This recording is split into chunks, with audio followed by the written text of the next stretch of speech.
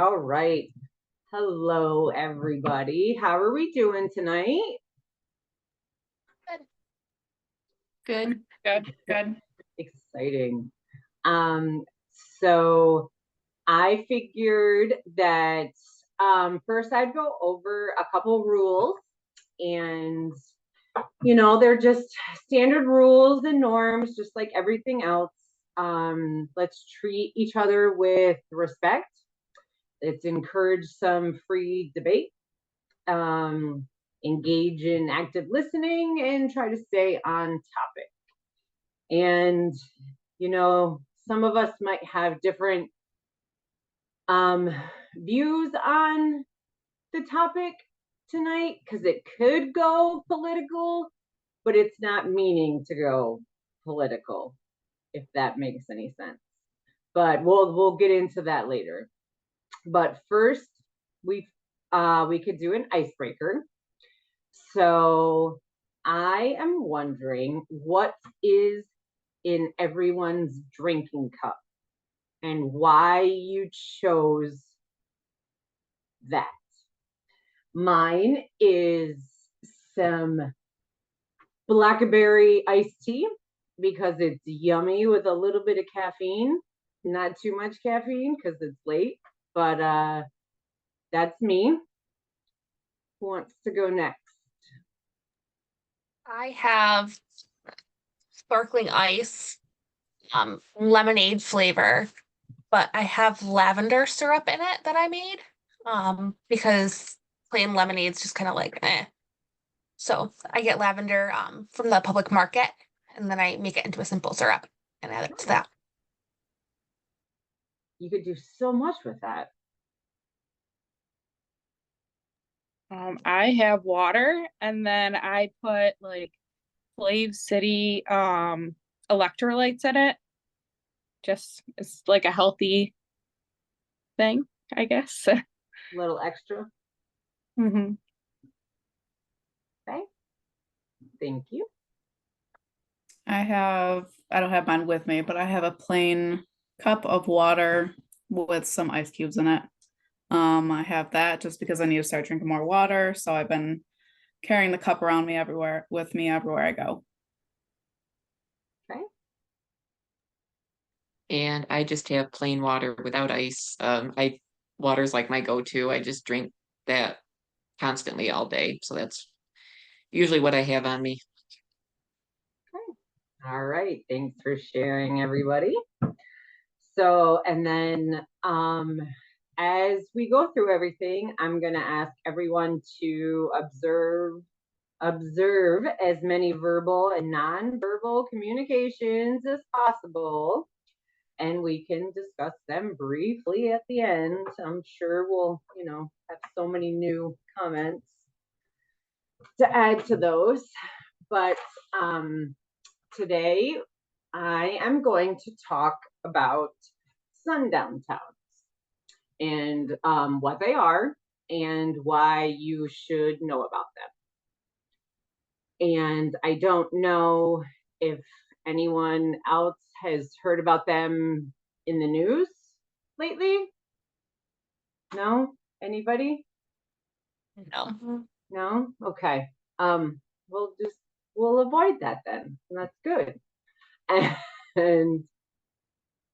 And then I guess we won't have to worry about getting into a debate. But I'm going to make it larger so we can see it, hopefully. There we go. Okay. So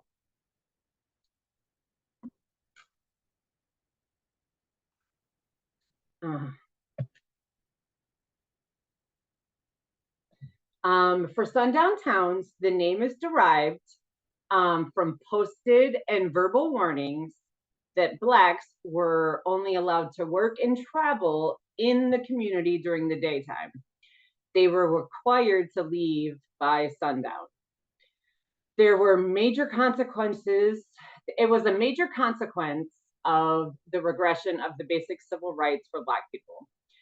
The large majority were in the Midwest, Appalachia and the West, but there were some in the East.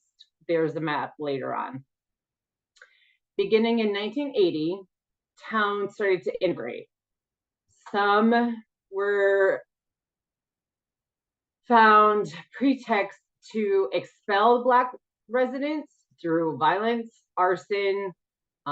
We all know certain, clans accusing the people of crimes, misdeeds, anything they could to try to get them to leave town. Others became through social coercion. They would adopt an ordinance that banned Black people from owning property. They would refuse city services. And according to a historian, 39 states had created sundown towns from 1890 to 1930. After World War II, sundown towns shifted to primarily independent smaller towns in rural communities. Some of the largest new suburbs of the time banned African Americans and Jewish people from buying houses.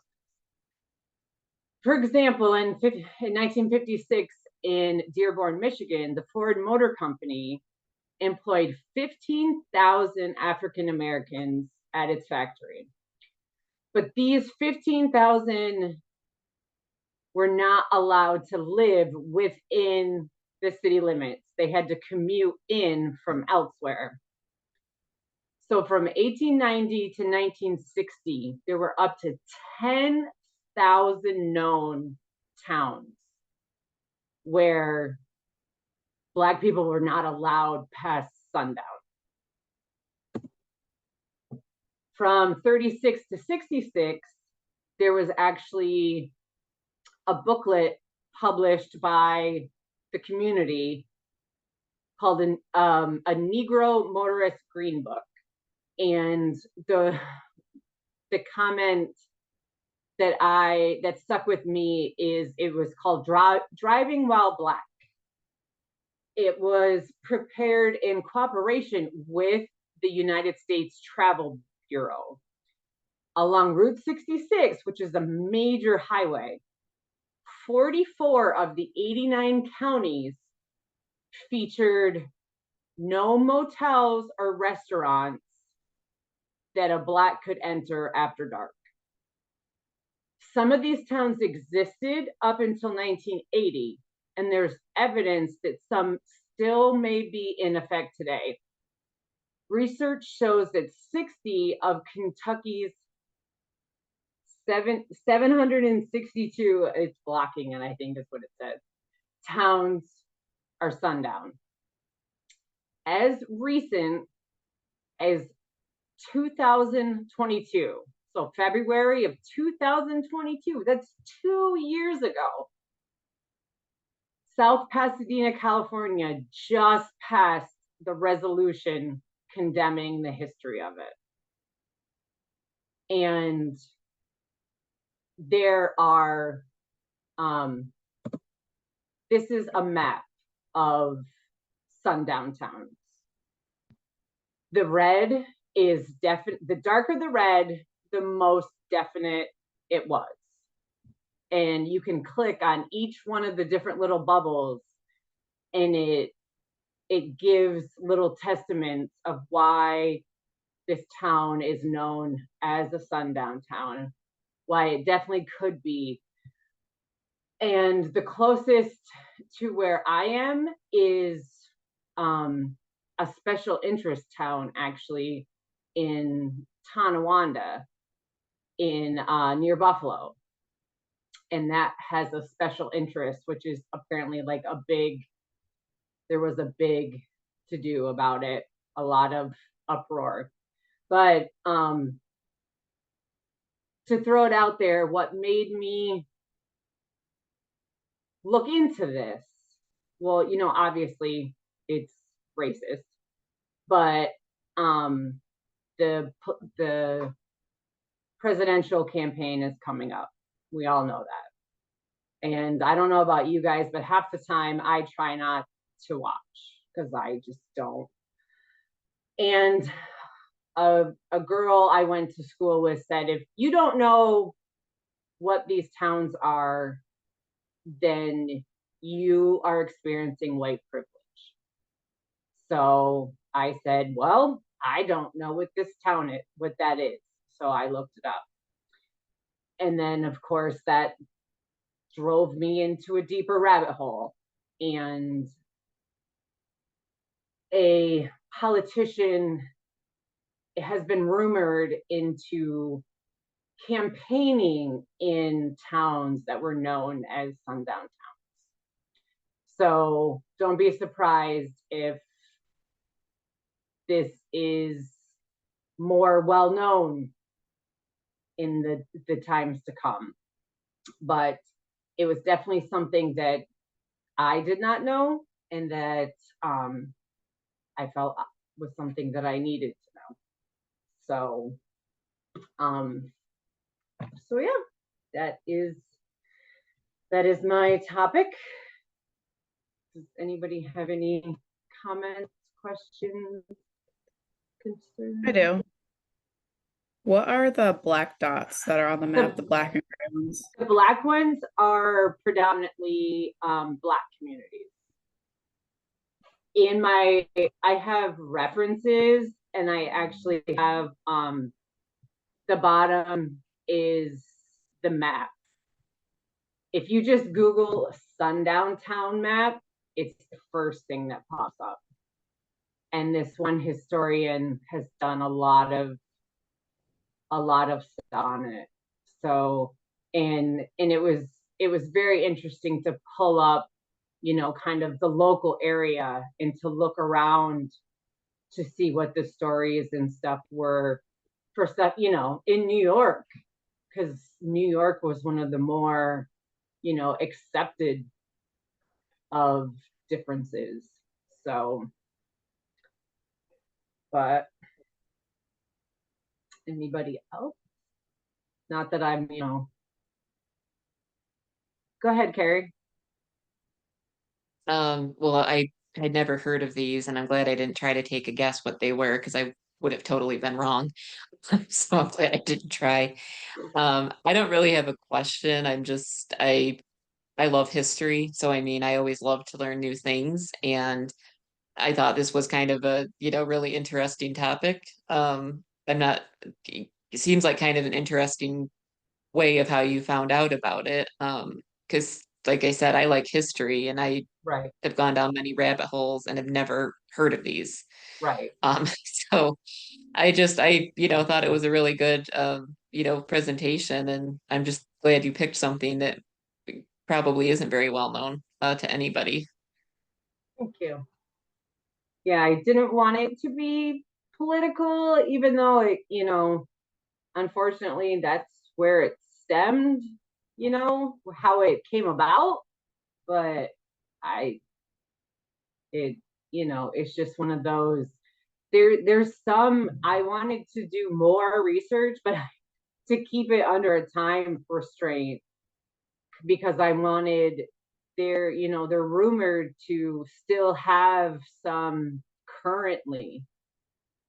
So I want to find out where those are, I guess. So, but, well, so if no one has anything else about that, what about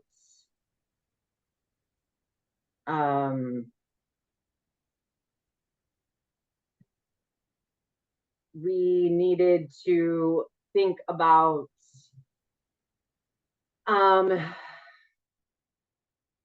our presentation style or facilitating style, and I invite anyone to share what they observed and how it impacted the meeting. Does that make sense? So how do you think, how do you think that leadership principles integrated into the meeting topic?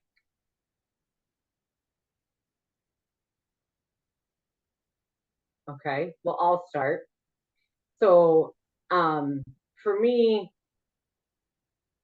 not knowing where my own leadership qualities are, like how often, I don't know about anybody else, but I haven't had a whole lot of roles of leadership. So I just know that I try to foster open and honest communication because I feel it leads to more in depth and useful information being discussed. And I consider myself sincere, and I'm good at conveying my own viewpoint, but I also consider everyone else's involved. So that's really the only thing that I have to say about a leadership principle. Anybody else have any? I don't know if this really is a leadership principle, but when I was listening to you, I mean, this sounded like something you were passionate about, which I think can help maybe prove something in a presentation. And you were upfront that it could be political, which I can see where something like this could possibly go off the rails depending who you're presenting it to. Right. So for me, I just think when you kind of have that sense of passion in your voice, and I wouldn't have guessed this was something you didn't know about. Like if you hadn't said that, I would have thought, oh, this is something she must care about and must have known about. So that was how it came across to me. I guess in terms of like a principle, I mean, it's kind of like a take charge thing where you're sort of discussing something that's important and wanting people to know about it, even though it might be uncomfortable to talk about it or Right. might bring about opinions people aren't going to agree with.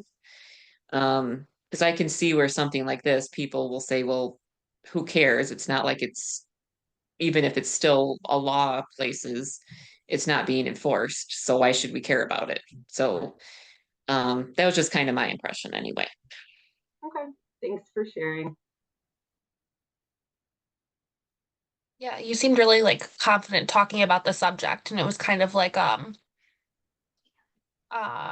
se like a light bulb moment. I know you commented that somebody, commented that not knowing about this was almost like a white privilege, and it was kind of like oh, like I need to know about this. I need to be more informed and, educate and spread the knowledge regarding this. And I know that I'm super interested in looking at the Sundown town map, personally, just because I saw that Rochester was lit up, and I was kind of like, oh, because like I know somebody mentioned like New York wasn't an area that I thought these would have been like, I guess, almost pretty popular. I mean, they weren't as lit up as like other states, but there was more than I was anticipating them to be.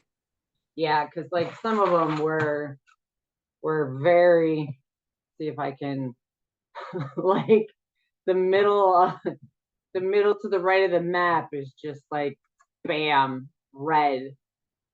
So it's it's a very eye-opening, and obviously we're all very Caucasian leaning, and you know and in our field we work with a lot of people that are not, and you can empathize as much as you want, but without walking in those shoes, it's it's still like wow. Yeah, like you said, I was kind of like wow, I guess yes, I was white privileged, then let me educate myself about it. So uh, but yeah, thank you for sharing. I was just gonna say that you did show that you were like a strong facilitator, and just like no, it was interesting learning more about this. I did end up looking up the Sundown Towns map while we were on, and it was interesting seeing like Buffalo and then areas around it. Yeah. Just reading like the comments, there's like stories about it, which was, I think that's very interesting. Yeah, Just definitely. yeah. So I think this was a good topic to learn about. Yeah, you get stuck in it. It'll Yeah. go down the rabbit hole. I think you did a good job. I had absolutely no idea any of this exists. Like, if I'm being honest, um, it made me think of like sundowning syndrome when you first Right? Yeah. read the. So I thought it was going to be something along those lines. I had no idea that it was going to be anything relevant to what you said, but it's nice to know because, like I said, I had absolutely no idea this was even a thing. And when you shared, when you found out about it, I mean, your eyes kind of lit up, like you were Yeah. very interested in the topic. But yeah, I mean, I Mhm. live around the Rochester area too, so it's very interesting to see on the map. What my husband um brought to my attention also, because I was talking about how Tonawanda was um I couldn't get the little key to come up, but it says like a special interest town. I was looking there. Apparently in Canada, right across the border, there's a strip club called Sundowners. And we're like, so that makes me want to research even more to be like, now, is that a coincidence? Like, that's a pretty crazy coincidence if it is. So, but so yeah.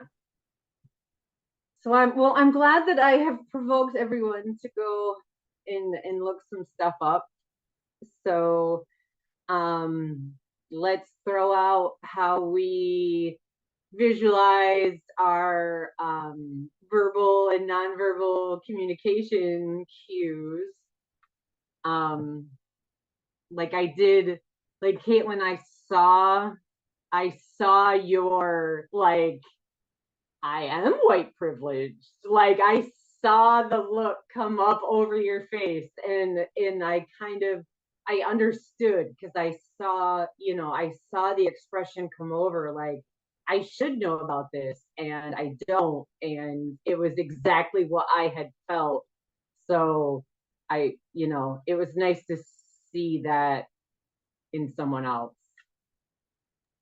Yeah, like So I grew up.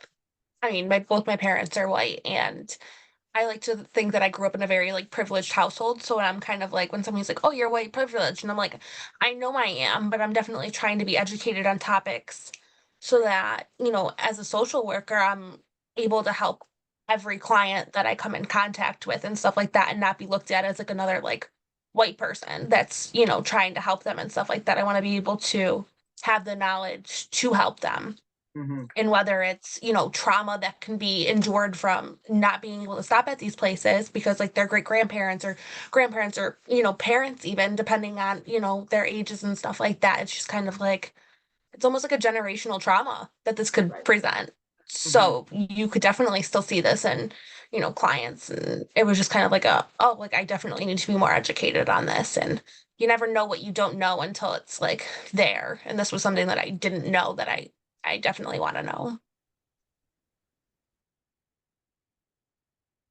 anybody else see any communication cues I would besides be honest, the I wasn't paying attention besides my own.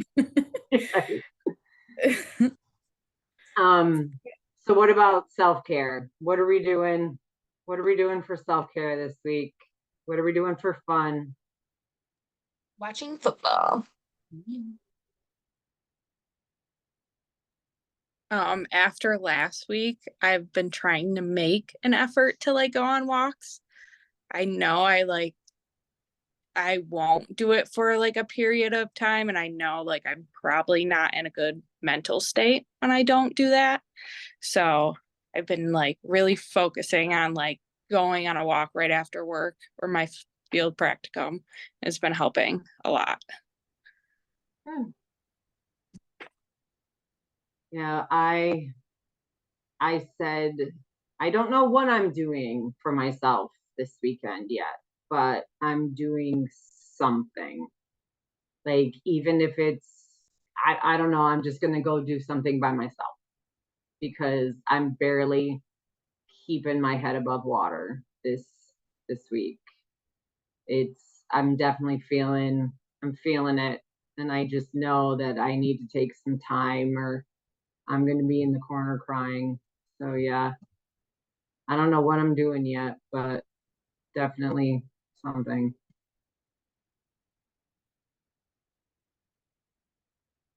Anybody else? Any plans? So I don't really have any plans. I work over the weekend, so Monday's like my weekend, it's Monday and Tuesday. But in terms of self-care, one thing I want to start doing in addition to walking is I want to journal more. Like I just want to write my thoughts down and get those out. So that's something I'm gonna try to work on in addition to walking more.